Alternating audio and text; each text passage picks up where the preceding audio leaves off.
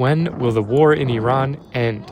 That's the question reporters are asking Trump well into the war's second week as death tolls climb and oil prices skyrocket around the world. But here's the problem. No one knows when the conflict could end, not even the man who started it. When asked when the war will be over, U.S. President Donald Trump told reporters this. I think soon. Okay, and with respect Very soon. But at the very same press conference, he said, We could call it a tremendous success right now as we leave here. I could call it, or we could go further.